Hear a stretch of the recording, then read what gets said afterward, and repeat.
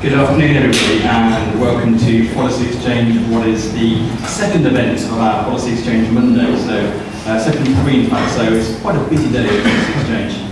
If you were at our first event today, which was looking at political and voting attitudes between the North and South, you'd have heard that in a big poll we did, that around 81% of people thought that tackling poverty was about tackling the root causes of poverty, rather than redistributing income or giving out cash transfer.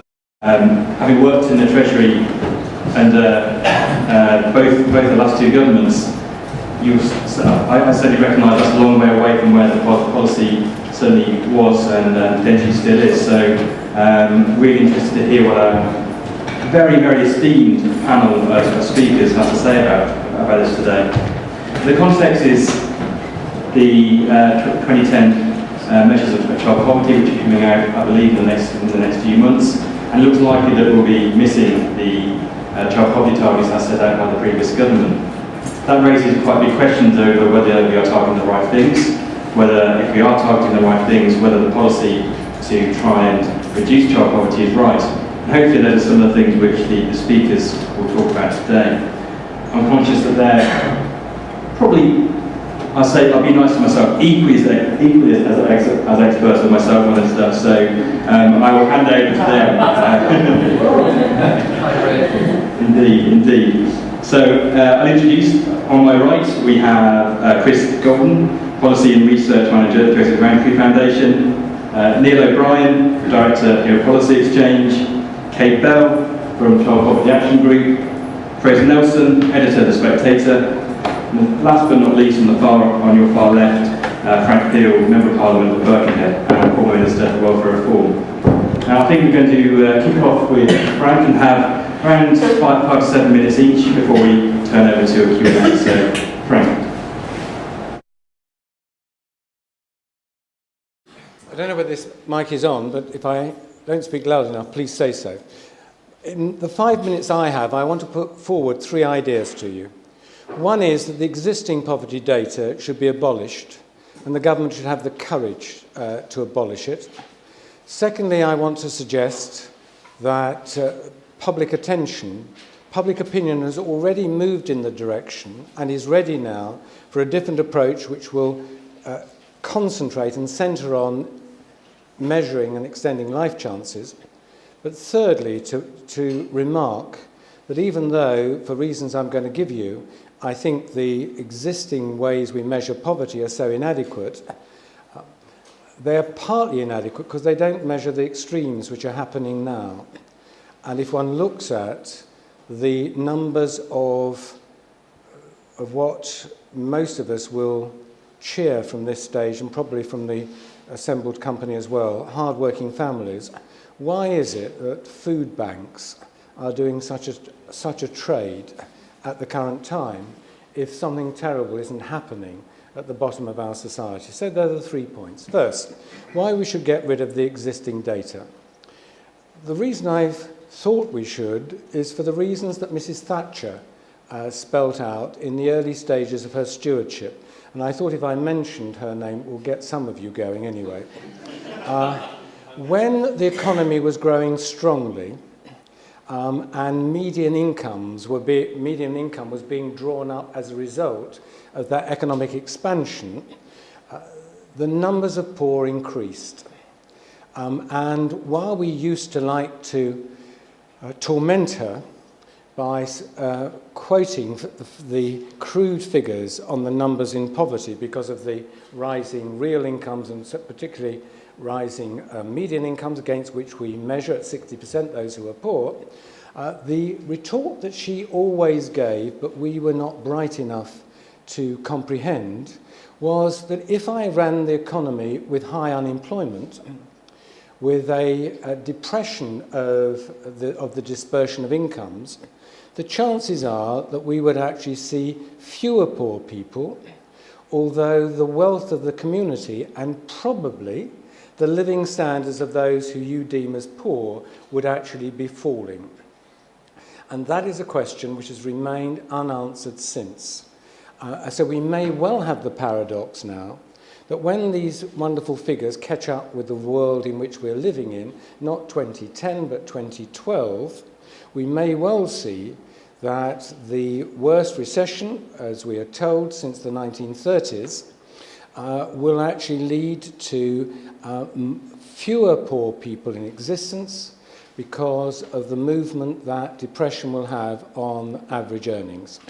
So it seems to me that the outcome that one wishes to measure is inverse proportion to what those data give us. And for that reason, a government should have the courage at some stage to abolish the data onto which we so depend. My second point is, what's the alternative? If one looks at the survey findings that Policy Exchange has released today on where the electorate are in this debate as opposed to politicians, then it's clear that they actually want to look much more at root causes rather than merely be concerned with transfer payments, though they can be very important. And those root causes, of course, go back to family formation and what is actually happening in the family today. I've witnessed in my time over Birkenhead, first the rise of young single parents, largely as a result of the loss of male jobs for young male semi and unskilled constituents. As the shipyard closed, as the steel yard closed, as our other big centres of manufacturing employment were slimmed down, I noticed that there was a rise of single parents. They were taking a welfare option, quite rational in the circumstances that we had served up to them. And therefore I do believe this beginnings of the collapse of stability, which is so crucial for the good nurturing of children, had economic, not moral, basis for its genesis. It then, of course, becomes cultural, and it then reinforces this is what people do. It's a sensible lifestyle choice. The electorate being ready for an alternative, I want to put one alternative, no doubt others will have other alternatives, and that is to measure life chances. The two pieces of information which knocked me when doing the review for the Prime Minister, which I hope one day he might read, as it was offering him a flagship policy, which would totally change the political debate, and which was not asking for more expenditure, but the better spending of existing expenditure. The two pieces of information that knocked me sideways was one, asking a headmaster about school readiness. After 10 years of Sure Start that he'd had for his catchment area, were children better or worse prepared for school? He said worse prepared. And he gave us the beginnings of a measurement of school readiness, whether they talked rather than grunted, whether they knew their own names, whether they were potty trained, whether they knew pencils were for drawing rather than stabbing, that books might give huge pleasure if they were opened and you had an adult that wanted to read for you. You could do simple physical tasks, taking off your coat, taking off and putting on your coat and shoes. That was one piece. The other piece of information was from the Institute of Education, looking at working back from one of the longitudinal studies on when you could predict where most people would be when they were in their teenage years and early adulthood. And this found that probably at 3, almost certainly at 5, for most people's life chances are determined in those very early stages. And it seemed to us on the report, on the review, that we were spending all this money trying to rescue people once they went into school, but not sensibly looking at that period when the life chances of children are determined. As I say, the government have so far, they may be picking up interest now. We proposed 2 measurements that they should run alongside the existing poverty data on where children were at 2.5 to 3 and where they were at 5. I don't think anything's happened, nothing has been commissioned. So not waiting for them, we've actually raised the funds from private sources. And with the University of Cambridge and both health visitors and reception teachers in Birkenhead, we are actually looking at how should we measure the progress that children make 2.5 to 3 when the parents are in the driving seat, And then when us reformers, because we're so much happier with institutions when nurseries and all the rest take over, what is the impact, what is the outcome of that expenditure? And I hope we'll actually have those to try out in Birkenhead, and it'll be there for the government or a government to pick up and run with. I just end with one last point, if I may, and that is that over these decades in Birkenhead, I now witness the treatment of children, the like of which I've not witnessed before, the extent of casual cruelty, the self-centeredness of parents, and I genuinely wonder if I was in those circumstances whether I would actually survive as a child. So while I am always anxious about how young people behave in Birkenhead, I'm always ready to suggest ways of improvement. I cannot but salute their survival of conditions which are intolerable. Thank you.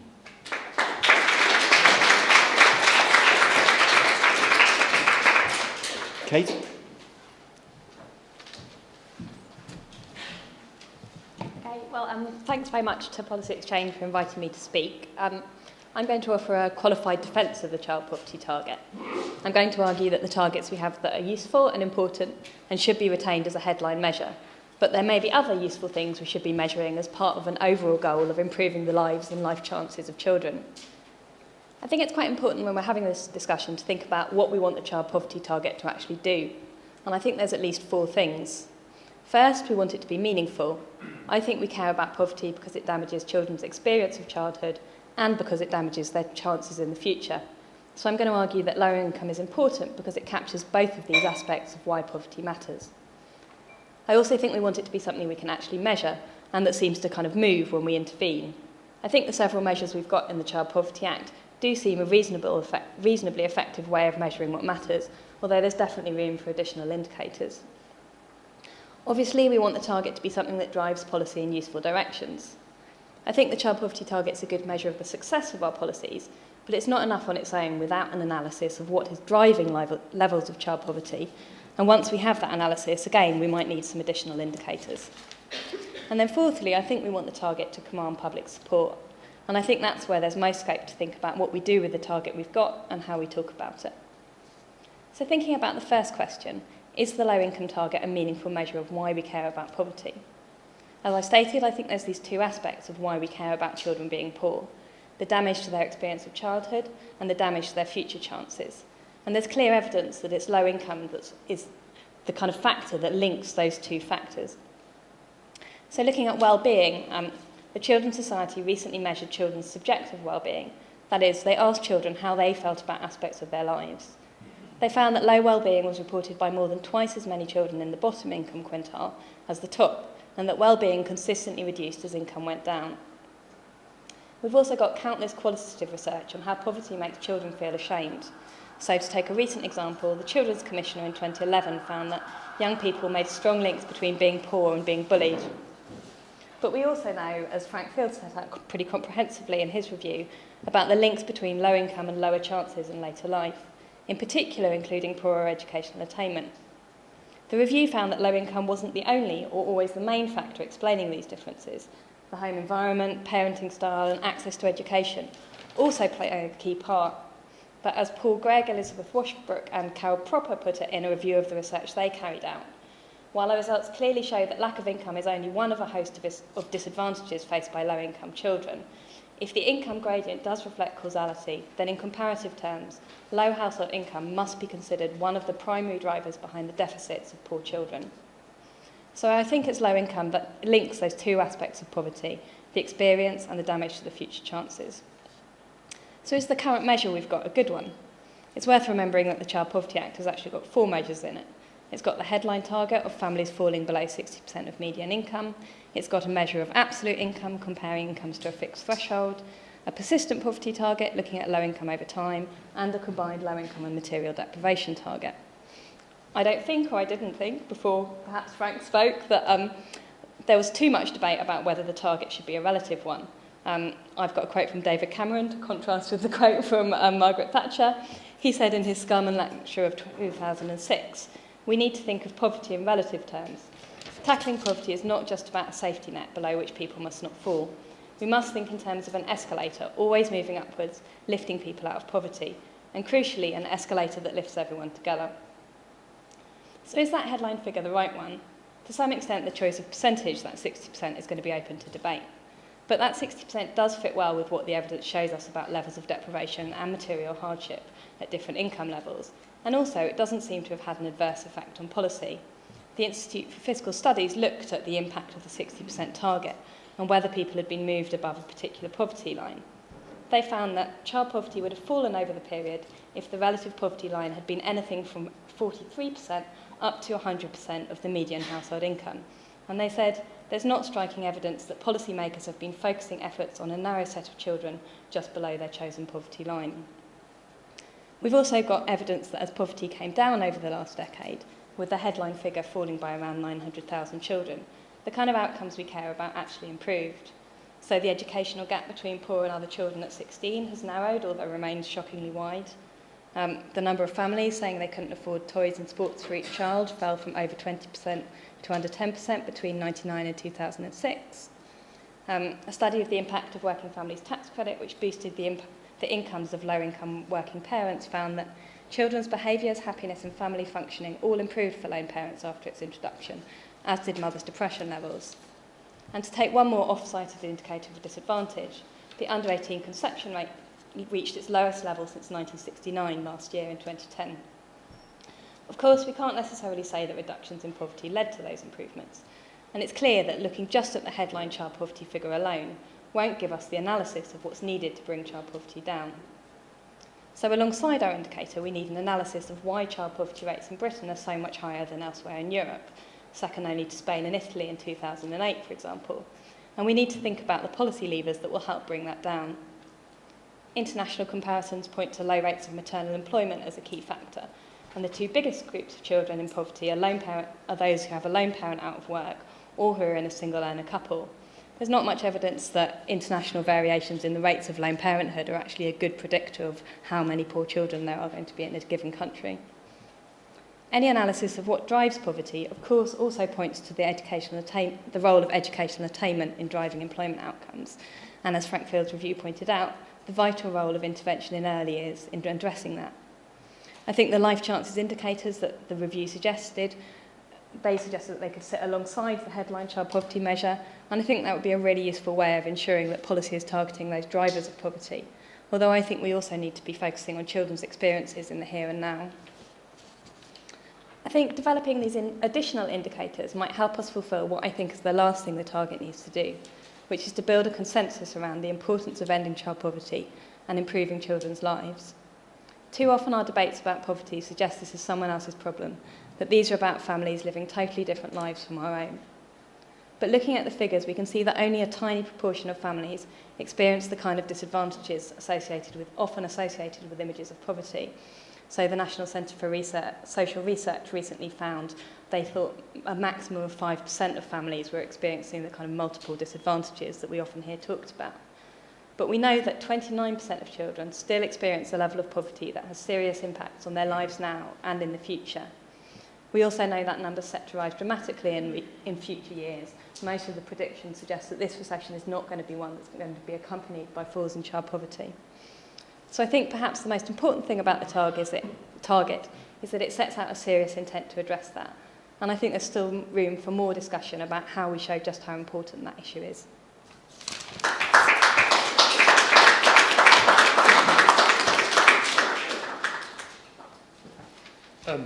Thank you, Kate. There should be a word for that sensation you get when you have 5 minutes to speak and you realise you've got 17 slides. So here goes nothing. Let's see if the clicker jobby is actually going to work. Oh, even better if the technology immediately then lets you down. I'm broadly going to be arguing the same sort of things that Frank was arguing, that we need to have a more balanced set of targets and to get away from a kind of excessive focus on one aspect of poverty. So what's wrong with the current target? Well, there are some perverse things about it that Frank mentioned. The percentage of workless households that are in poverty appeared to fall 6% between 2008 and 2010. And of course, in reality, recessions are very bad for poverty. The Institute for Fiscal Studies have pointed out that increasing employment doesn't reduce poverty in the relative measure, because of course what you're doing then is you're increasing the median income. So that's a problem with it as well. And also the sense of that the absolute matters as well as the relative is important. When we did some polling on this before, only about 7% of people thought of poverty as a relative concept. About 70% of people still thought the word poverty meant not having enough to eat, nowhere to live, and so on. So people really think that the absolute is important too. The media still talk about a single number, even though there are these 4 different numbers in the Child Poverty Act. That is regarded by the media as child poverty, in quotes. And so it drives policy relentlessly towards focusing on income transfers, because that's the way you tackle that kind of target. And so is it really the best way to spend the £19 billion a year it would cost to hit the current target, or would we be better off spending that money not on transfers, but on other things to reduce longer-term poverty, like educational opportunities, reducing worklessness, and so on? And are the current other targets that we've got, those kind of persistent poverty targets, the absolute poverty targets, are they really doing anything? They don't seem to me to be really driving policy in any way. Another thing I'd say about the current target is it's too much about jam today. All of the 4 current targets are all about either income or present-day material circumstances. They're not about what's going to change poverty in 15 years' time. So policy is being pushed by these targets away from those kind of early interventions that we think might be the most cost-effective ones towards jam today. And they're also unrealistic and monolithic. They're not really linked to specific policies. If you have lots of different parts of fighting poverty, you need lots of different targets, it seems to me. And because we're not going to hit the target, it's sort of become completely detached from policy. Let's see if this is going to work. If we have the next slide. No? So this is why we're not going to hit the target. Even though the recession seems to have helped to pull down child poverty, we're miles away from the next year's target, and we're certainly miles and miles away from the 2020 targets, either on a before or after housing costs measure, which you've got there. If you take the next slide. You've got big choices about what kind of target do you want. Is it about today or tomorrow? Is it about tackling how people feel now, or is it doing the things that will make sure there's less poverty in 10 years' time? Is it about focusing on a lot of people, or is it dealing with kind of deep poverty that Frank talked about? At the moment, we have about a quarter of all children in poverty, but that doesn't really chime with people's understanding of the word. Do you have a single number of poverty, or do you have lots of numbers? I mean, to say, there are 3,221 children in poverty is artificial. It's not true. Poverty is a lot of different things, in my view. It has many different dimensions, not just income. The famous thing, if we give you £5 a week extra in benefits, but your mum's still a heroin addict, you are still in poverty. What are the most important causes of future problems? Do we have the right social science knowledge on this? And this is the big unknown for me, really. Because, yes, we know a bit about the links between low income and problems in later life. But of course, all bad things come together, all these things layer up: parental worklessness, low income, chaotic parents, all those things. Do we really know enough to pull apart all those things and understand what we would spend our money on, what we would concentrate on if we really wanted to reduce future poverty? And I'm not sure we do know that yet. So this is the government's current strategy, and notice that it's quite different from the targets. So what we've got is a situation where legally 4 measures of child poverty are legally binding. They're privileged over everything else in that sense. But then we have a lot of different strands to the strategy. And my own view is that the strategy and the targets should be aligned, that you should have a basket of different indicators, as many different items in that as you have aspects of poverty you're trying to tackle, rather than just saying, well, our poverty strategy is about education and it's about helping people into work, but only one of those things is going to be legally binding. Actually, the government has a choice to face about where it'll spend its money on, and the targets should just reflect that. So I don't think there's anything particularly wrong with this strategy. It's a lot better than just the targets. We've got all those measures of income at the top. We've got some interesting stuff about work in the middle, about family circumstances, about NEET and in-work poverty, and then all these other measures of children's life chances, low birth weights, to school years, to progression into higher education, young offending, all very good, sensible stuff that any good anti-poverty strategy should have in, but only a few of those things at the top are actually legally binding at the moment. I would probably cluster these things in a slightly different way, and I'm going to go through now and talk a little bit about how I would slightly change those basket of indicators that I would have as my child poverty target. So the government now concentrating more on this, the number of children in workless households, because we think, growing up in a workless household is bad for you in the future. You're not getting that understanding of what it means to work. And on that, we're back about where we were in 2003 overall. A lot of the children in workless households are in lone parent households. There's been progress on that, but not as much as we would like.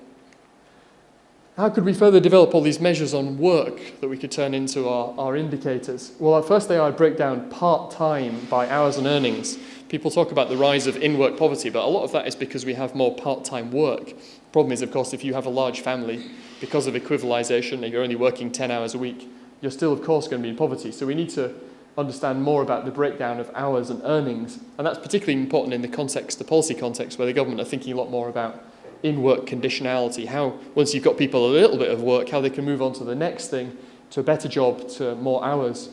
We need to think more about cycling. We need some measures of worklessness that will deal with the fact that, you've got some people who might, in a snapshot, be in work, but actually they've spent half of the time in the last 10 years out of work. So a bit like persistence of income problems, we need some measures of persistence of unemployment.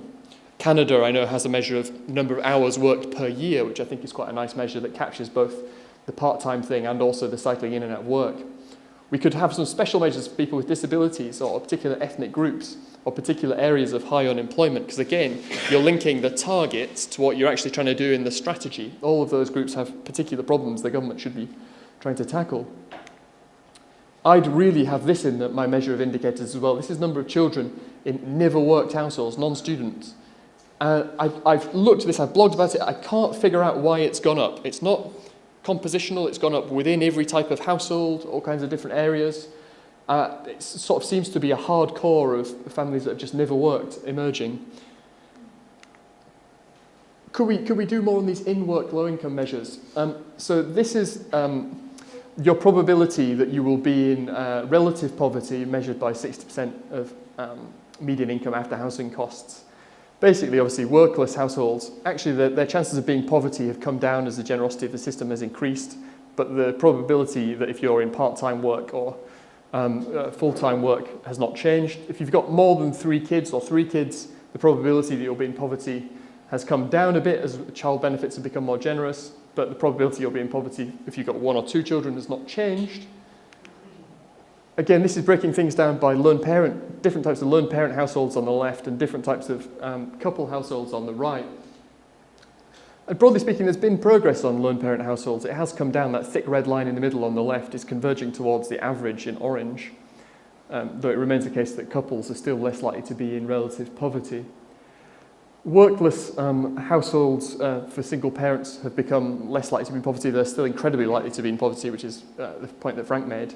And the rollout of tax credits has made it less likely that you'll be in poverty on average if you're a part-time working lone parent than if you're the average person. So there's been real progress through tax credits, but the chance that you'll be in poverty if you're a full-time working lone parent have gone slightly up. Again, if you look at the bottom part of the right-hand side graph, you can see that the chances of you being in poverty if you're in a couple family and you're both in full-time work are really, really low. They're sort of 5%-ish, and that, again, those people are people who have large families, and thanks to the magic of equivalization, that means that you're in poverty because of the way that the statistics work. A lot of people don't appreciate how equivalization works. So I'd have some different and more nuanced measures of in-work poverty. On education opportunity, I think the basic structure the government have got is pretty right, but they could probably do some more sophisticated stuff on the birth weight gap between classes. Preschool readiness, I'm going to talk about this in a second, there's a lot more to do on. Transition to work, NEETs is really not a very helpful measure at the moment. We need to really break down who the NEETs are. Some people who are NEETs are basically students on gap years and things like that. We're not trying to target them. School and qualifications, they're much better predictors of future problems than free school meals. The current target, or measure rather, is to close the free school meals gap, but free school meals is not particularly well correlated with future problems. So we could do something like that. It's already been mentioned that the gap on education has been closing a bit, but we should be aware of false compression because of grade inflation. As everybody does better, which is the left-hand graph, the average is closing because, of course, we can't go higher than 100%. People used to say, why has happiness in the West stopped increasing? It's because you can't go to 11 out of 10. And also be wary of any kind of target or measure that's got a cliff edge in it. This is the DC boundary in maths GCSE. And you can see that all the effort has gone into changing The number of A stars, A's and B's has not increased at all in the last 10 years. All that's happened is D's and E's have been pushed over the boundary into being C's. So be very, very careful of any kind of measure that's got cliff edges in. On education, I would certainly add in things on excluded pupils, deep poverty. This is the real people with really, really deep problems. Persistent absence, which is a great future indicator. I'd be having stuff on key stage 1 rather than later on in the school years. And I'd be looking at extreme underperformance of other kinds, like people with no qualifications when they leave school. On the early years, this is so important. Frank's work is so important on all this. And the government are trying to come up with some measures based on their Tickel review of the early years. And it sounds like Frank's doing some great stuff locally too. There's big problems with measurement. A lot of the people you most care about were not measuring at all their achievements and the problems of their children before they even arrive at school. And Sure Start, which was our big hope, this is the big hope in really tackling the root causes of poverty, has not really been effective at raising cognitive development. This is a quote from the National Evaluation of Sure Start. No differences emerged between those who were and weren't treated on cognitive and social development. It's disappointing that no effects were discerned for school readiness. That is disappointing. We're spending £2.5 billion a year on this programme. It was the right thing to want to do. Unfortunately, it hasn't worked, and we need to now think again about some kind of Sure Start successor that will work. Perhaps, I was writing about this in The Guardian this morning, something much more focused on early years cognitive development, that kind of stuff that they tried in projects like the Perry Preschool that we all know about. Some other social risk factors. So the government are now measuring teenage pregnancy. Funnily enough, teenage pregnancy was not reduced at all while poverty, in relative terms, was going down.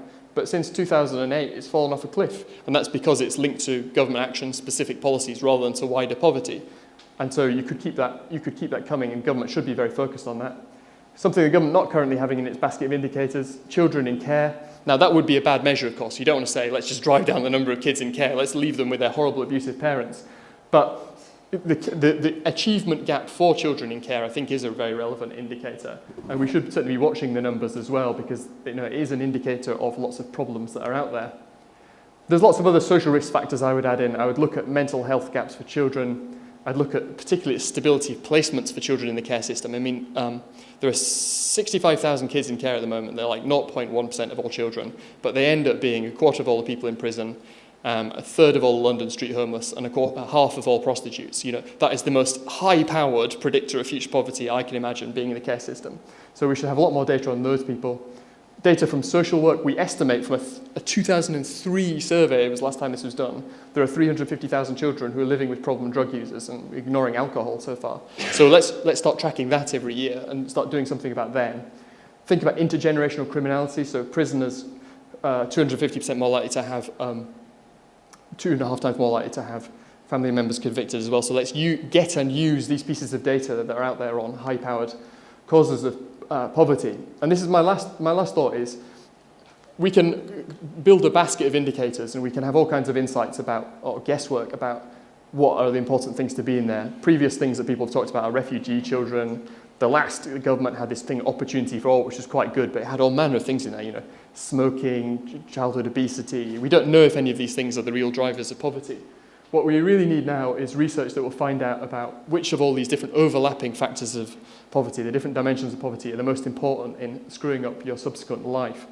How much do income transfers matter compared to other things? If you've got £1 to spend and you're the government, should you spend it on more transfers, or more benefits? Should you spend it on reducing worklessness? Or should you spend it on some great successor to Sure Start, on an improving education? At the moment, I'm not sure we know that. We've got a target that tells us to do one thing, which is spend the money on benefits, but it's certainly not clear to me that that is the right strategy. And so we need a better, more broadly based basket of indicators, and we need a lot more research to understand the really important drivers of the most profound poverty. Thank you very much.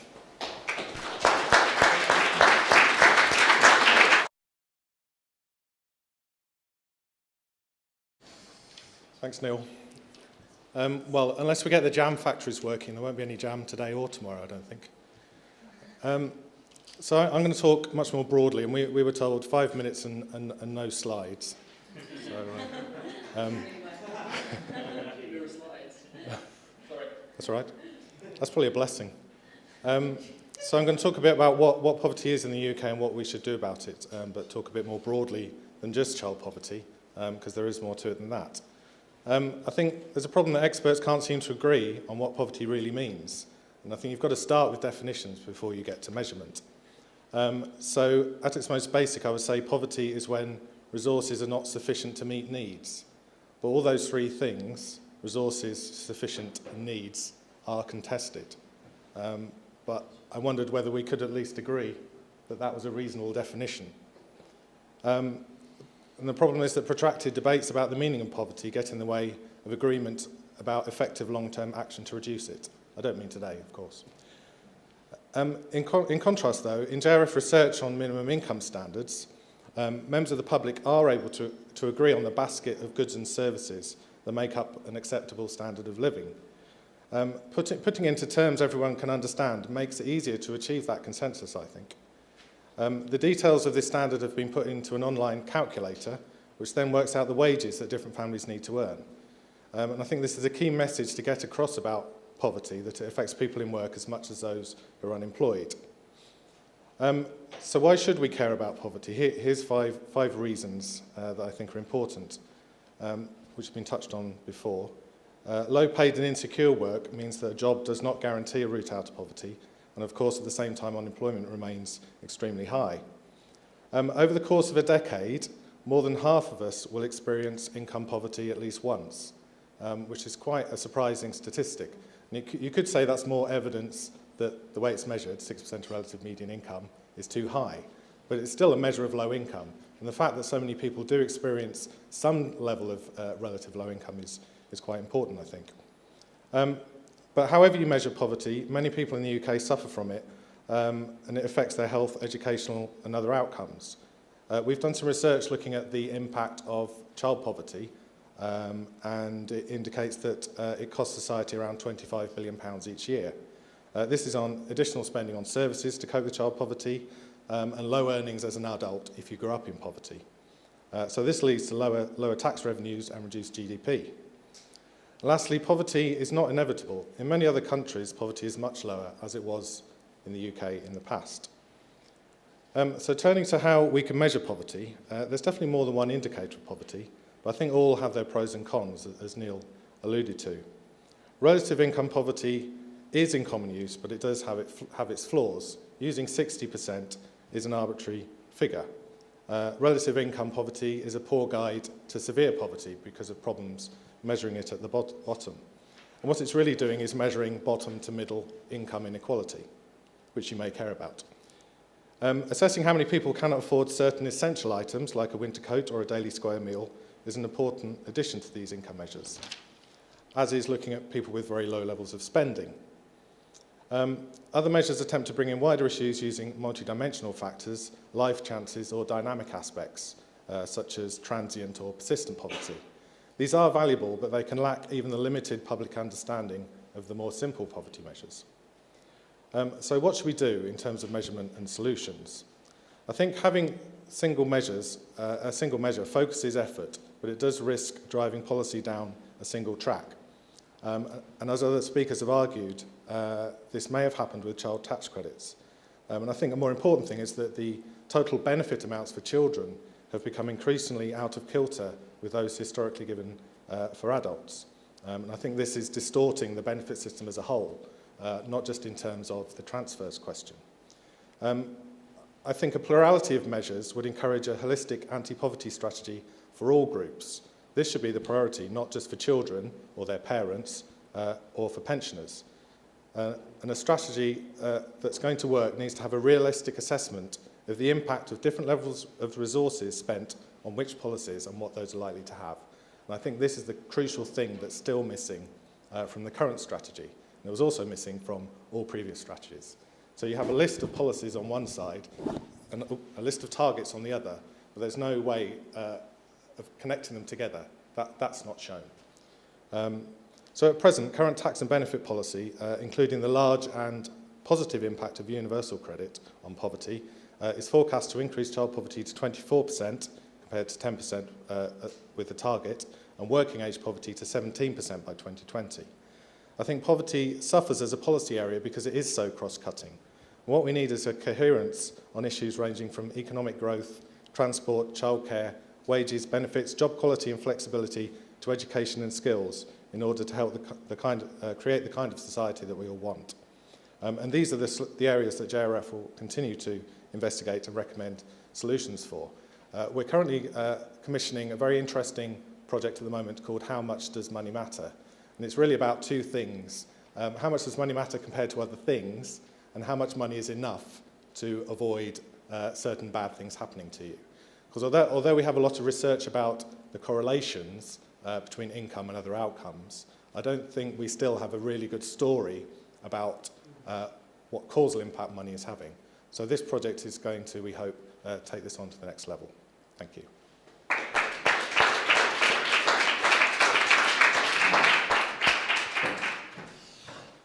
Thank you. Right, I promised to be no more than 5 minutes, because given that Neil has said almost every good point I'd thought of in my speech. There's something about the child poverty agenda which is a bit odd, because it's not really about children and it's not really about poverty.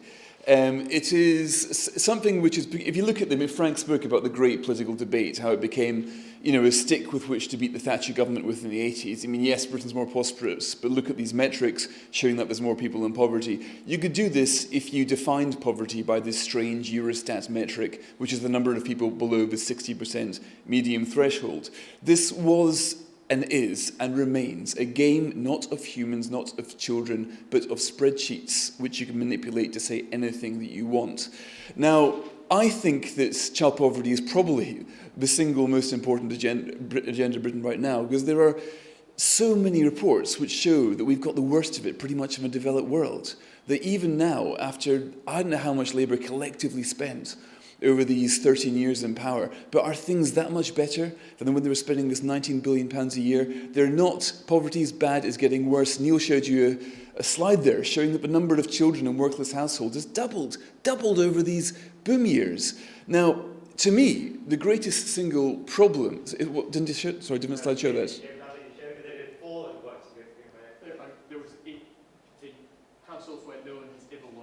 Yeah, children's in the house, which went from something like 150,000 to 300,000, didn't it?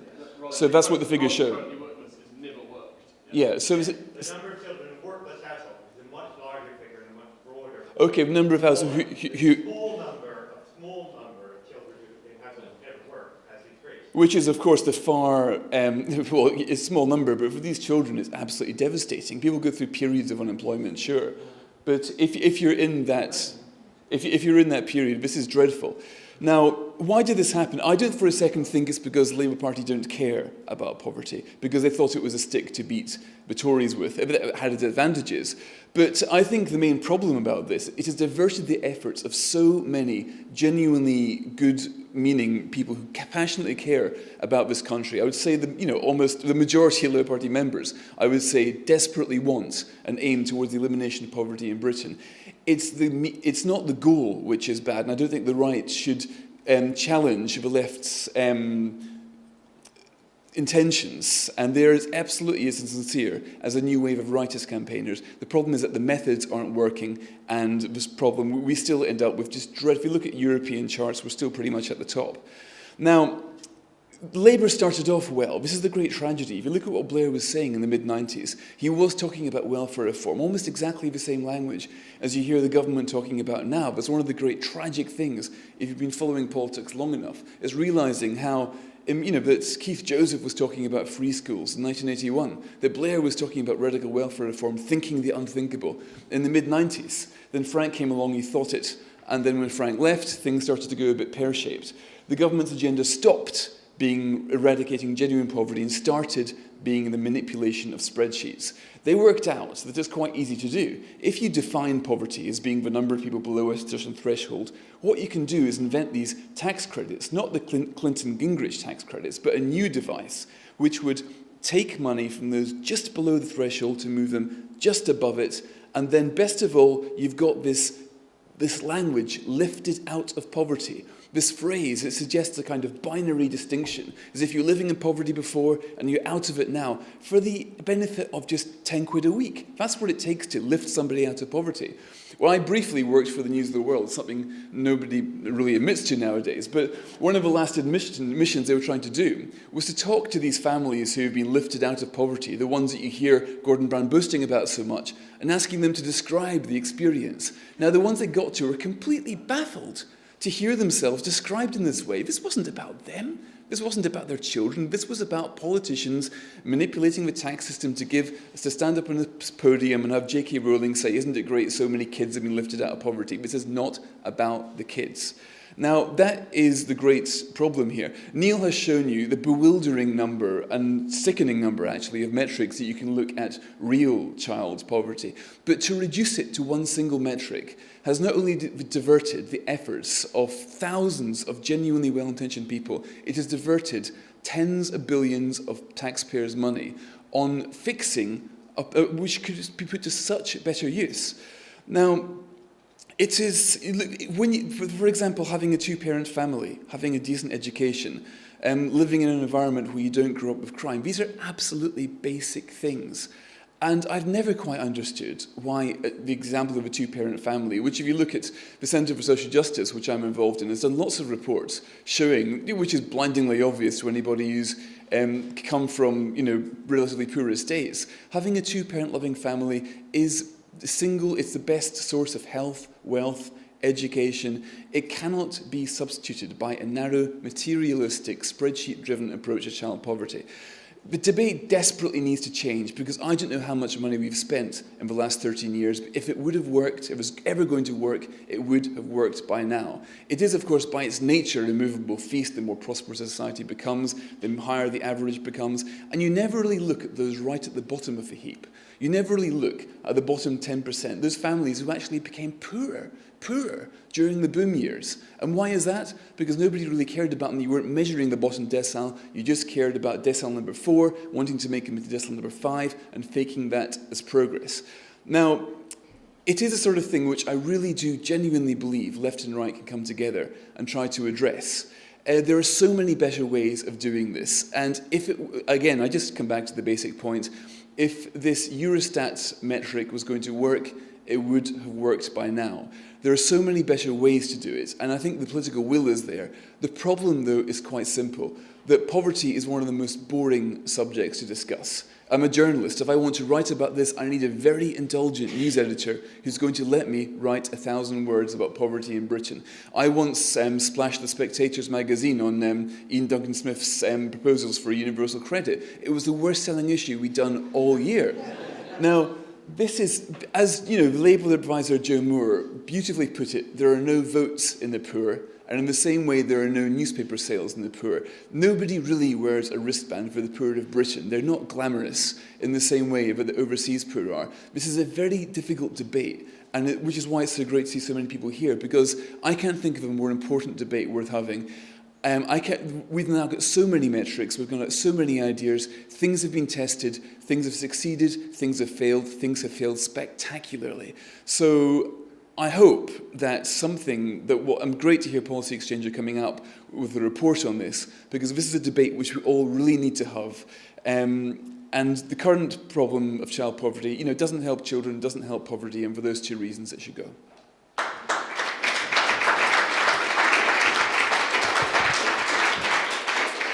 Thank you very much to all the speakers. I think you appreciate there's quite a broad range of views there. And in the interest of fairness, and given that we cheated horrendously and had slides, I'd like to first give Kate and Chris a chance to perhaps respond to some of those points, if you did have any thoughts. Slides again. This is nostalgia. I've got... Just make sure you're on the same slides.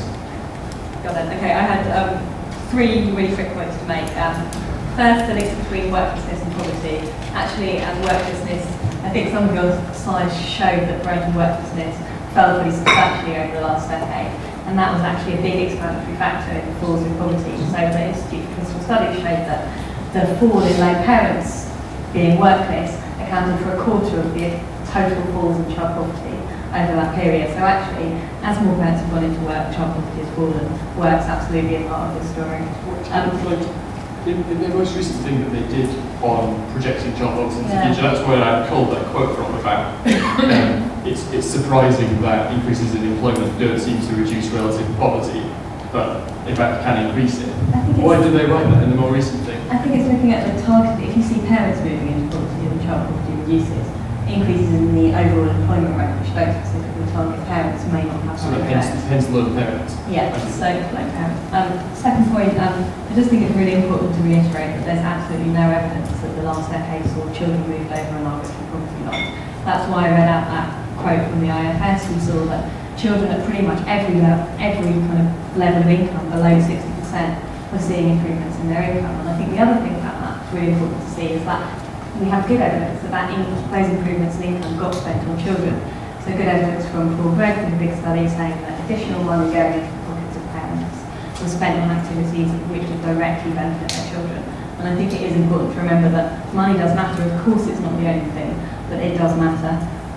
Lastly, a point I think we don't have, somebody made the point about the marginal pound. I think we don't have one marginal pound. You know, the Treasury has got a bit more than one to play with. And I think we need to think about a balanced strategy. It's not all about income, of course. It's not all about employment, obviously, although I think employment, and I really like what you said about the earmarked poverty measures, is massively important. But I think we're in danger of saying, okay, not income, life chances, not life chances, employment. And what we need to think about is the right combination of policies that will get us to where we need to be. I just want to pick up on that thought actually. I think going back to something Fraser was saying about this being a hard thing to sell to the public.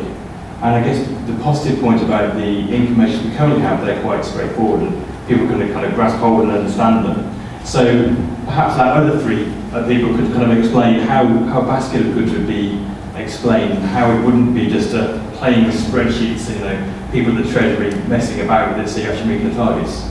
Can I just make 3 points, because I didn't have any slides either. One is, it's very difficult to explain to the public, because the public don't believe what we're saying. The figures do not correspond with what they see.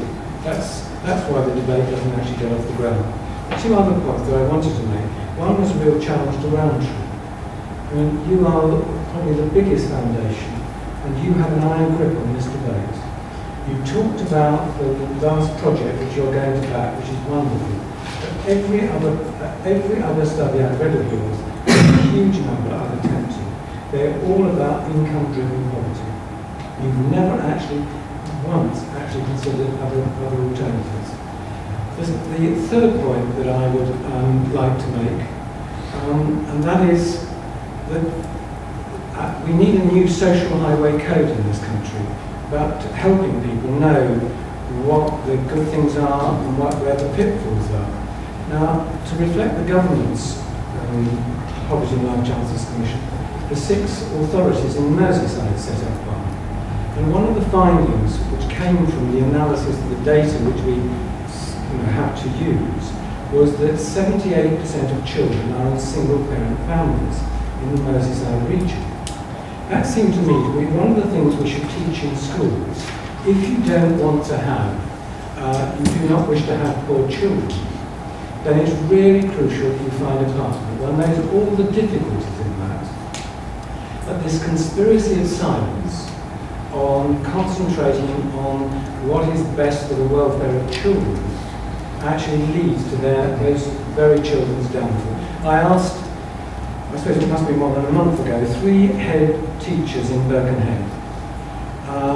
If you were a child, what percentage of families coming to your school would you not wish to be part of because of the gratuitous cruelty that you described to me?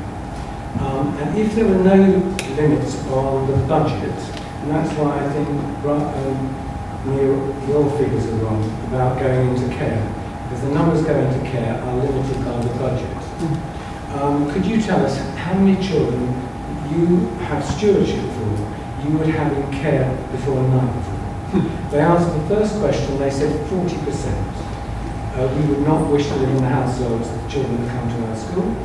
And they said if there was no limits in the budget, I think 20% of children would be in care tonight. Now that's the sort, that's the rough end of poverty, which is not anaesthetised by these figures that keep pressing out. And another reason why I'm against the figures is that it's a game. We all know perfectly well it's very convenient for politicians to play it. Almost none of the life chances of the young people in Birkenhead that I care about will be changed by the rigour that I enter this debate over this mumbo-jumbo figures. Chris, perhaps you could respond while for Jared. Well, I could put together all the research we've done that has been about more than money and put it in an enormous convoy of trucks and send it to events. I mean, we do look at income for sure, but we've definitely looked at the whole range of different aspects of poverty. All the qualitative research we do looks at the whole experience of different families and that. So I think it's very unfair to say we've never looked at anything beyond income. Can I just say about our minimum income standards research does have the advantage that it's based on what everyone buys in the shops. It's not poverty. I'm just making the point that it looks at more than just income. It looks at what things cost, and it looks at what incomes people have, and it's based on common understanding of what services and goods you buy. And when you look at the level of it, most of those budgets come out higher than 60% of median income. And when we did the research, we had no idea where those were going to come out. It could have been 40, it could have been more than average, which is theoretically possible. It would have been very difficult. So I think there's some examples there of the work we've done that touched on more than income. Adequacy is not poverty. If I define adequacy, it's a totally different definition if you ask me to define poverty. Well, it goes back to my original point about the definition of poverty, about resources not being sufficient to meet needs. And it's the fact, you would probably agree with that, but maybe your definition of needs is not what the members of the public in our group say people need to participate in society. So it's that definition. Yeah, so perhaps a thought about the future of measure and how it would be more simple, easier to sell, better than current. Okay, so I think one of the reasons this debate is so confusing is because actually people are slightly talking at cross purposes. So Nick Pearce from the IPPR made this point when I did a debate with the Trust for London a while back. He said, the child poverty targets, there was always a coalition of two things behind that. Between people who basically wanted to deal with income inequality overall, and then some people who were more focused on child poverty because there was this thought that it affected your life chances more generally. And that, I think, is a tension in the measure. Now, forgive me for saying this, but I think you said, the current measure is perfectly simple. I think perhaps only a former Treasury official could regard 60% of median equivalised disposable income before or after housing costs as particularly simple. And I think there is a connection between what Frank said about the public don't believe what we're saying and the measure. So people, on this measure, there are more poor children in Britain than poor. Everyone rightly does not believe that. On this measure, there are more poor children now than there were in 1970. Everyone doesn't believe that. So there are some problems with plausibility of the current measure. And I think to understand what the government is doing on poverty, that's what one of the goals is. Just linking the targets and the measures and the actual strategy of what you're doing seems like a sensible thing to me, rather than having this big eventual goal in the very distant horizon in 2020. To which to get there, you have to do lots of things on employment and work and 101 other things. But it's sort of quite untangible if you're a minister with an average life expectancy of 18 months in your department. That doesn't really connect to you. What you would want is, you must get down, the number of children being abused in care by 10% in the next 2 years. Something that ties strategy and targets together.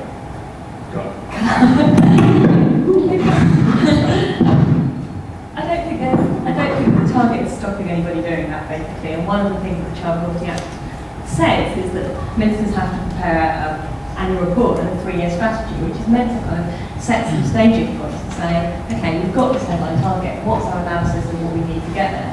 I think also we do have to remember that we're talking about poverty. I don't think getting the number of children down in care is actually going to be a particularly significant part of that strategy. Some of the things you talked around with drug addiction, we know that a maximum of 2% of parents have got substance misuse problems. So they're going to be a kind of small part. But one of the reasons that kind of campaigners such as myself are pushing for the Child Poverty Act is to say to the government, do this analysis, say what you think it's actually going to take and set that out in a strategy. And that's what it was meant to be driving towards, not frustrating. It doesn't stop you from having a child poverty strategy, obviously. What it does say is, George Osborne, the most striking thing I thought in the emergency budget was when he said, we're going to spend an extra £8 billion a year in tax credits in order to keep child poverty constant for 2 years.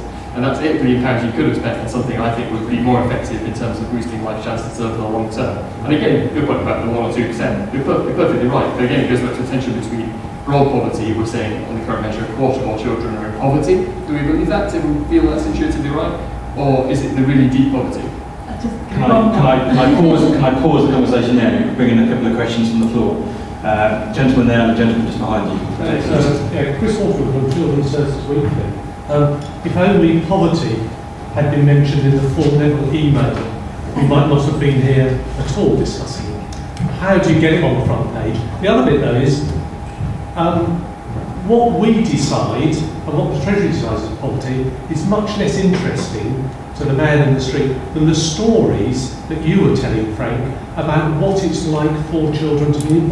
That's the message we need to get across. And to some extent, although this is interesting, it's relatively esoteric, and it's getting the quality or the lack of quality in poverty rather than these endless spreadsheets. Excellent. Gentleman behind you. Hi, John from the Institute for Physical Studies. I guess I could respond to a lot of the stuff about our work. I'd just like to say one thing, which is among the five of you, the conversation can, in a sense, could be clarified, in the sense there are two problems with measures of income. There is a sense that income, as is measured in households below average income, which are the poverty statistics, is in a sense a snapshot and therefore transitory. So there is one issue is that are you looking at transitory or permanent income? That's one issue. The second issue is if you can measure permanent income somehow, perhaps through consumption, does actually raising your permanent income have an effect on life chances, on well-being? And I think sometimes the two issues are confused. For example, you talk about very deep poverty. Very deep poverty is very difficult to talk about and to measure.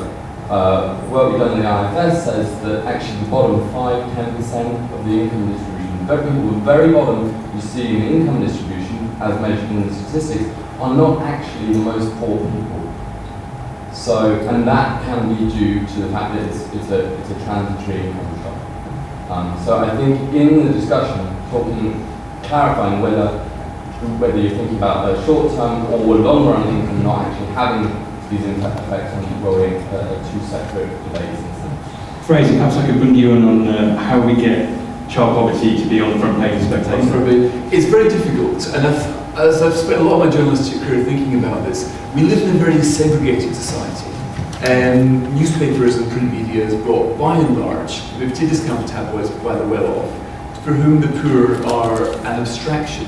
This is terrible, but this, until they actually show up in the water centre with their hoodies, nobody really cares that much. It's how, believe me, every print publication is there to work out what people will buy.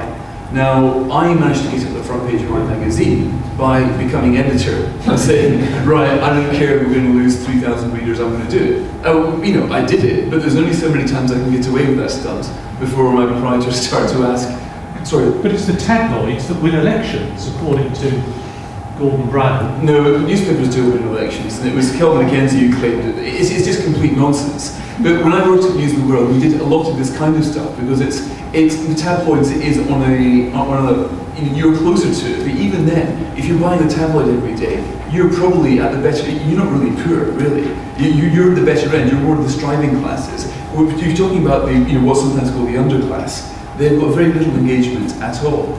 So the only way you can do it is by trying to come up with real human examples, not statistics, because figures do not really enliven anything. And for that, you need basically greater, you need more journalists like me to go into institutions like France and go into the digging. And we are a dying breed journalists. There's thousands of Euros every single year going after cheaper and cheaper hits. The industry is in peril, really, and this isn't good for anybody. Right. The problem is that, as Fraser explains, it's difficult to get this stuff on the front, in anywhere, let alone on the front page. And when you do get it in, people don't believe what they're reading. The aim surely is to not to have this story anywhere, because people feel the government is actually making progress.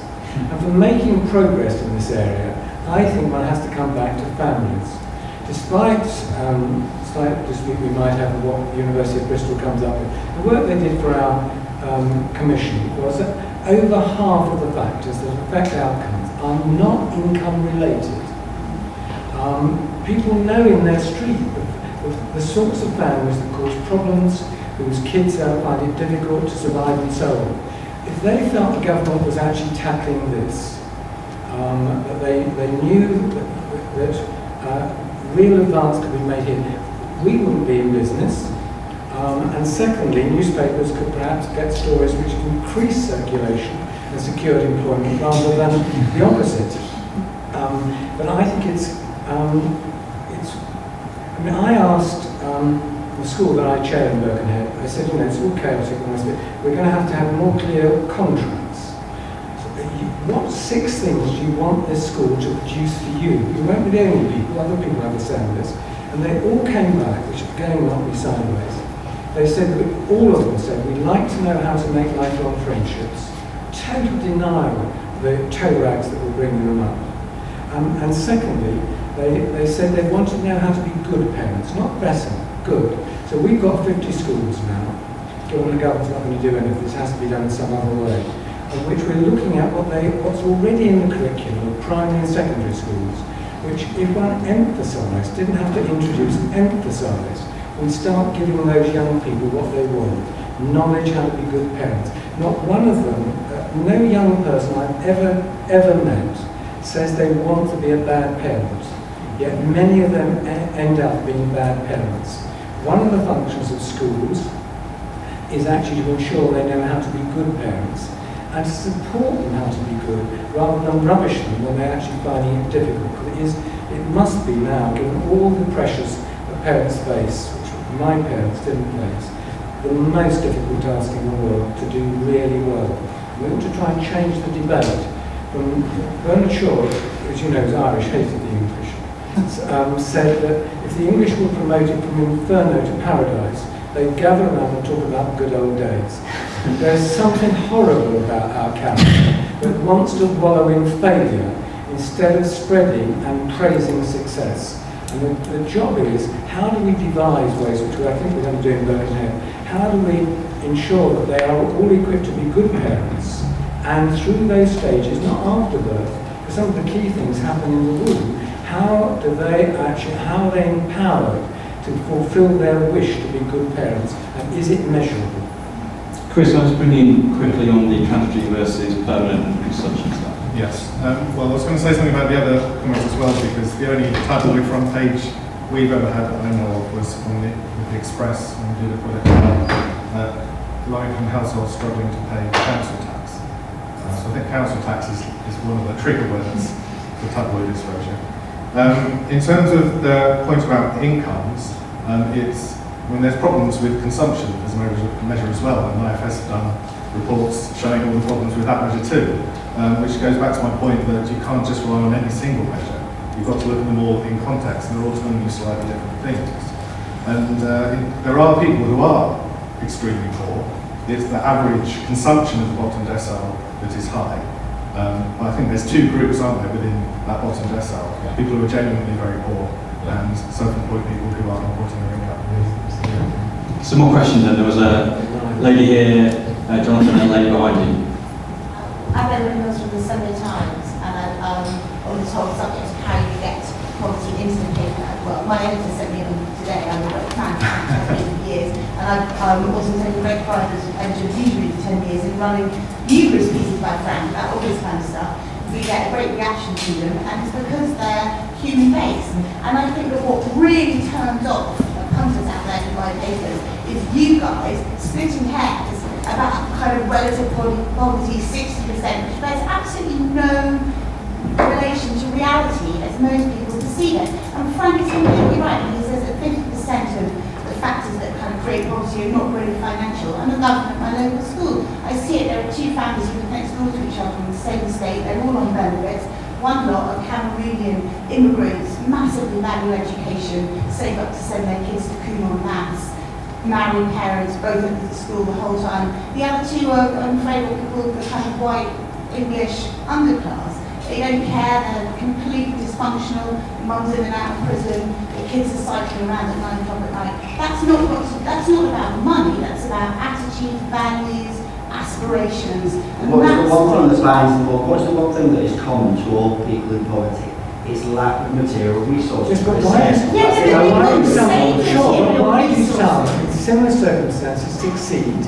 Yeah. Children of might have I know people from better off backgrounds that do public school or we take drugs. Can I just interrupt? But it's also about character, it's about value, and it's about what kind of things you value in society, not just having an Xbox or an Can I ask you for a question?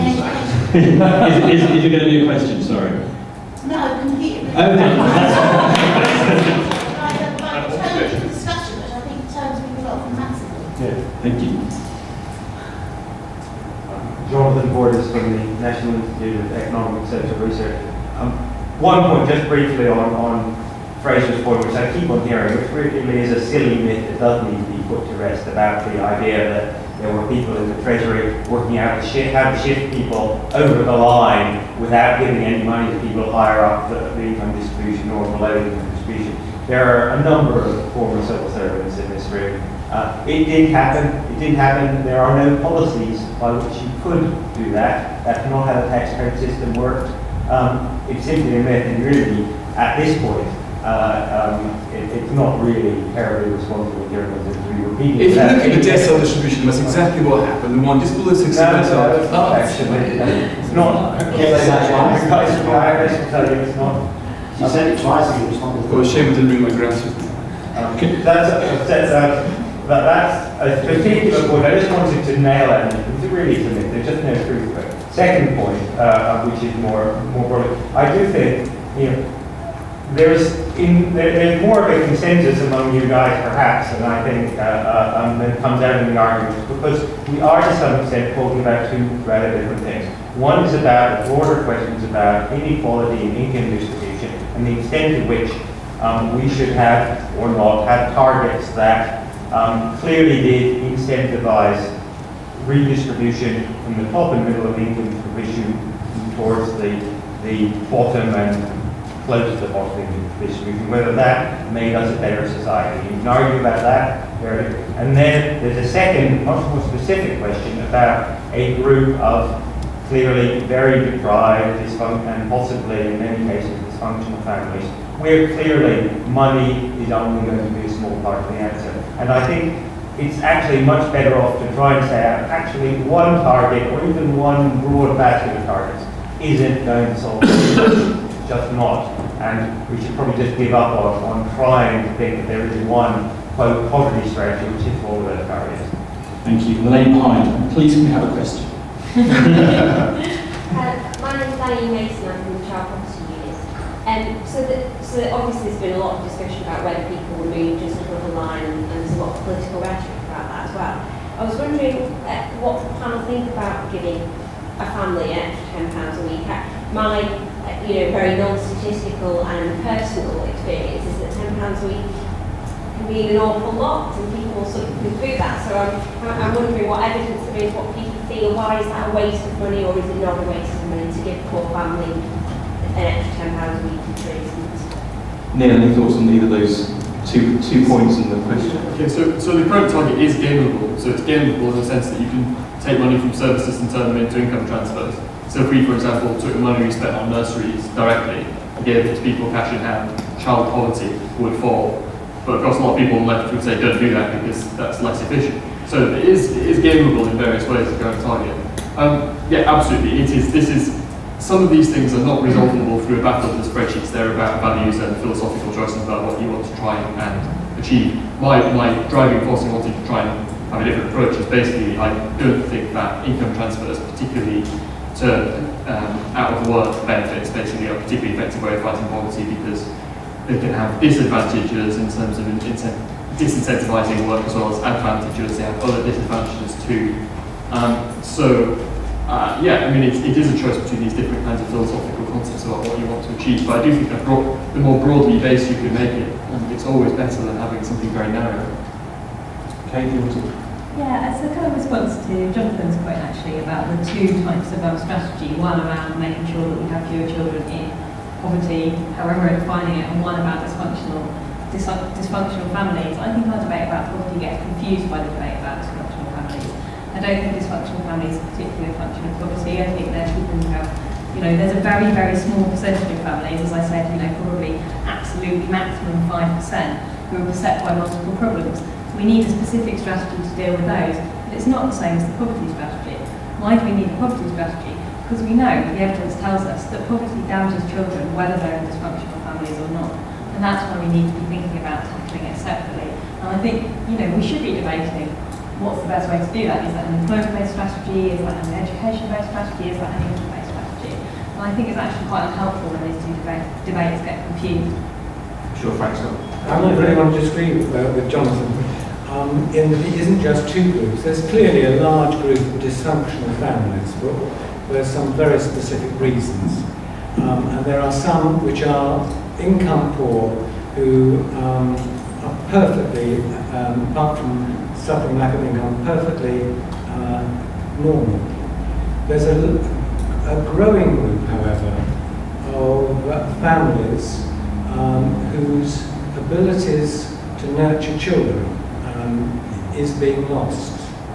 And that helps me answer Danny's point.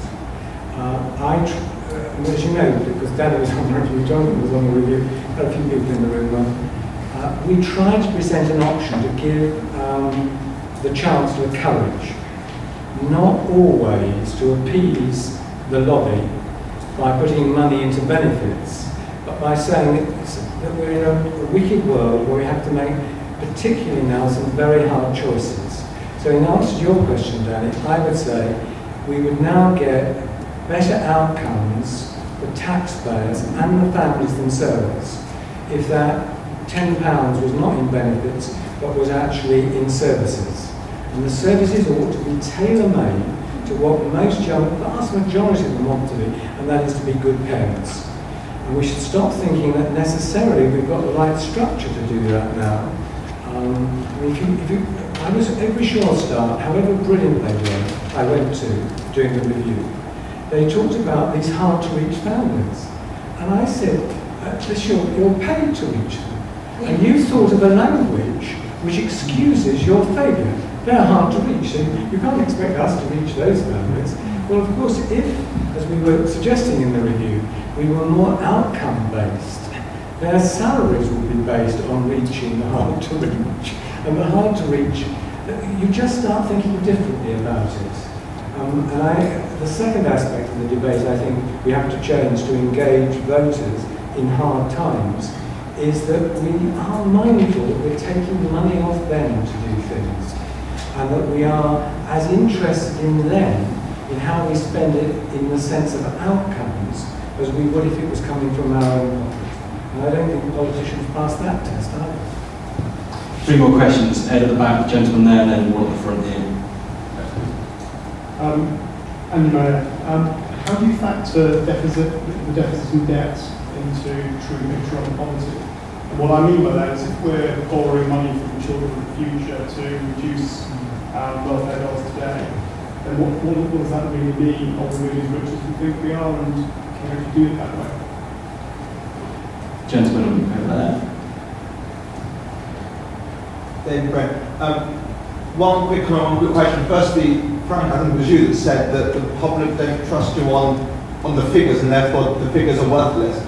I don't think the public also trusts you on spending our money correctly either, and therefore as much as you can say we're going to put an extra £10 in X service, I don't know if the trust is there to say no, we actually are getting a better service.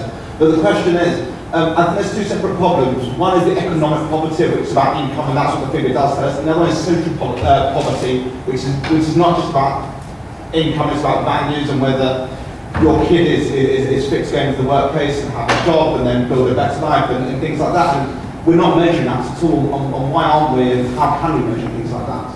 And one final one from the gentleman in front here. Very much from Save the Children.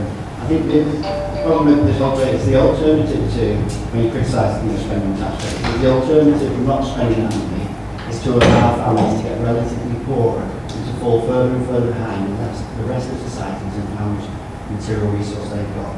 And I'd like to know, particularly from Neil and Fraser, how many parents they've spoken to about the impact of increases in child benefit tax credits have over the last 10 years.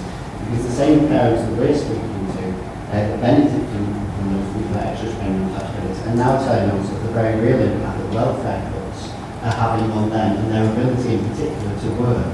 So welfare cuts are stopping the purpose of working, so the one route that they've got to increase the amount of money they've got, their material resources, actually being taken away from them. These same families, the smaller families that are using food banks now, including those families who are still in work, when you're able to stay in work despite the current situation. So, these are very, very real problems facing those families, sometimes just below the poverty line, sometimes just at the bottom. Taking money away from them does leave them further behind the rest of society, and that's why a relative measure is important. Can I ask how many of the families you speak to recognise the concept of a poverty line? Some do, some don't. Some recognise the stigma that comes from being on the low income, relative low income. Sure. Some recognise the impact it has in terms of their ability to participate fully in society. And I think the danger with undermining the relative focus and focus on inequality more broadly is that people do recognise what others have in society and what it takes to participate fully in society to achieve your potential. And people do link that very closely to the amount of income that they've got and where they sit in terms of society on a financial. Sure. I mean, in answer to your question, the people that I spoke to, everybody appreciates an extra £10 a week or 20 from the government, even if it's like £1 a week, that's better than nothing. The concept of poverty line is an abstraction that exists only in the heads of politicians, as far as I can work out. Real people don't think, I'm over this threshold, therefore I'm not poor anymore. I don't think anybody thinks about that. And there's a great danger of using binary language to discuss, as in lifted out of poverty, whatever the reverse of that is, presumably plunged into poverty, though you never hear that.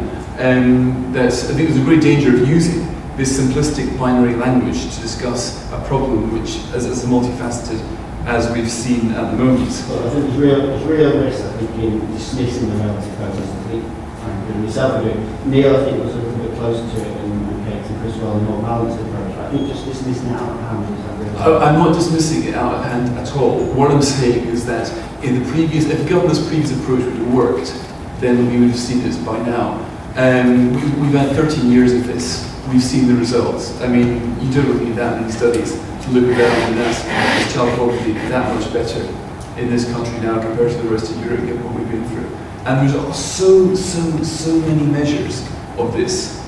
And just because the money one is easiest to measure, I think there is a great danger that those whose efforts could really be going into helping children have become a lobby group for one particular metric. Everybody wants to. The question is, can you not rearrange society, give them better education, so they can earn that extra £10, not have it given to them? It's about helping people to help themselves. I think there's a lot more of Frank's talking about the services rather than the welfare. There's so many more tools that we can use, rather than this hugely expensive instrument, which has, I'm afraid to say, failed, and even worse, to which the government remains tethered for as long as this Child Poverty Act remains in force. Yeah. So, I mean, the central thing here is about the budget constraint. So quite often when I've debated this kind of argument with people from the child poverty movement, they say, well, we should do both, right? We should have more education and more transfers. And at the end of the day, we talked about, is there a marginal founder? Or actually, there's a marginal minus £10 billion. The special advisors from the department here earlier, they've got to spend less, not more. So there is a hard budget constraint at the end of the day. Now, I'm not proposing that we just shut down the benefit system and spend 100% of the money on education. I don't think anyone would. The question is about where we go from here after a sort of 13-year period where we've been quite heavily into increasing income transfers and increasing overall spending, which is now going to fall. So I suppose my sense of the balance of the system is that, and I'd be interested in other panelists' views on this, if you had a pot of money to spend additionally now, would it be more useful in terms of increasing long-term life chances to spend it on transfers or to spend it on services, particularly, let's say, early years education, if we could come up with a good version of Sure Start? My sense is that is the answer. However, other people might believe that actually the effect on your life chances, just of the income, ignoring everything else about you, of spending the money on transfers is so good that would be, it would be jammed today and it would also be jammed tomorrow as well. And I think that the so important work Jerry's about to do on how much does money matter and the kind of long-term stuff, I think that's absolutely central. But I do think you asked, how often do I go out and talk? I've spent lots of weeks recently listening to people complaining about losing their tax credits. I suppose I've spent more of my time over the last couple of years talking to people who, so funny, you use the word poverty to mean something completely different to what I do. I think of what you think of as troubled families as that kind of, as real poverty. And it's the people who are in really deep misery who are then also the causes of future problems. So it seems to me both kind of ethically, they're the people who are the priority. and also in terms of the return we'll get over the longer term, they're a priority. And again, just to come back to anecdotes, I met a family of 4 people who were all heroin addicts living in a Ford Fiesta. Why met them? They'd had their Ford Fiesta taken away from them, they're just standing in a car park. Now, she, the daughter, was having a fight with the son, and she was about to have her second kid. She'd already had the first one taken away from her. And I think about that kid and what's going to happen in their life. You know, is further income transfer to that family the answer, or is it doing everything else to fix all their many, many problems? And I just think we've spent too much of our effort on thinking that transfers can, you know, hosing down the forest floor is the answer. We now just need to be a lot more targeted. So, just conscious of time. With that thought from Neil, we've got 5 minutes left for the panel. So I wondered whether we could go from that end to this end and kind of some final thoughts, and perhaps taking on Neil's kind of thought about where, in a magical land of additional pound from the Treasury, where that might best be spent. And 45 seconds, and I will stop. Right. The answer to that question, we currently, for every £100 we spend as a government, 26 of it is borrowed. That ratio will increase during this time. So it's the ghost that stalks us, the whole of our discussion. On the business about targets, I think targets have to be related to the local and to the human. You can kill people in millions, you can love them only individually. So our school, for example, has set as one of its goals in 5 years to have nobody that is not in employment, training or education when they're even 16. That's the sorts of medley of targets we need, which we can actually embrace. And the last point, where we've failed as a poverty lobby is those wonderful, decent families with adequate income who are striving to do what they know and instinctively know what is good for their children, who are mocked and spat at by their neighbours for being above their station. How do we get through to them that these really are the future? How do we award them the status that in those grimmest of circumstances they are determined to continue and not broken by the horrors that surround them? And I don't think that's, obviously money would be nice, but I think I've made my position clear that if I had the choice of influencing our rather silly Chancellor, it would be to have the courage, what he should have done in 2 budgets ago, is put in money rather than to have broken the law on benefit increases. Where's your extra pound? I'm not sure I would spend, I hadn't realised until today that Sure Start had been a failure until I saw those figures on that. It's very depressing given that they were supposed to be modeled on the successful American thing. It was supposed to have been, pretty much, I can't remember how many polytomic columns of bread saying it's all doing fantastically. So now, if that was our best shot, if we didn't get that right, are we really going to get the successful right? I don't know, which makes me a little bit wary about early years intervention. Even though other countries did it right, if Sure Start's anything to go by, we can't. One thing I think we can do immediately is to try to abolish the marriage penalty or the couple penalty. This government hasn't done it. Couples are still, well, I remember when I was, again, in the world, the relationship with a guy who said he was leaving his family because they would be, I think, 40% better off without him. He loved them, but he thought the best thing he could do was to get out, let them go to a council house. He gave me the figures. That was heartbreaking. That's still going on today because the government hasn't acted on that. And we all know, or rather I suspect, and a third of us believe, the effect of a good 2-parent family on a child's bringing up. And so my greatest fear is that the government won't do any of this, because in order for a change like this, you need to build up huge, you need a battle of ideas before policy can be won. Right now, we are nowhere near an intellectual counter-revolution which is required in this country. The voters are there. It's us who are the problem, not the voters. They love it. And can I now instigate the Twitter rule, which means it has to be 140 characters or shorter? Just really quickly on Short Start, there's a whole range of evidence out there. Some of its outcomes aren't as good as we hope they might be, but I don't think we conclude it's a failure. More broadly, nobody thinks that giving the heroin addicts an extra £10 a week is going to solve their problem. But for the thousands and thousands of children who are being brought up in families who are living below the poverty line, I think that extra pound, we don't want to just say it's all going into childcare, it's all going into income. We need a balanced approach, and I think we need the good evidence that Chris is about to produce us to know exactly what that balance should look like. And on that flow, Chris? Have I got to do my text message? Yes. Well, I think we may be losing sight of the society we want to head towards, or the conditions we want to create in terms of what society we want, because all our research says that people who are unemployed want to work, and people in 0 hours contracts want more hours, and people in low paid work want to progress. And these are the things that I think of as poverty, as much as the children of heroin addicts. So there is a whole range of issues that we need to tackle here, and I think just boiling it down to one, it always seems to be polarised between that. I think we need to have a way of looking across the piece of all these issues. I think that sums up very nicely. I think the one thing I'm going to take away from this is that the problem is all about us. So let's say perhaps next time we'll get you guys up here and we'll go and sit down there. And on that, I'd like to thank the panellists in the usual way. Thank you very much.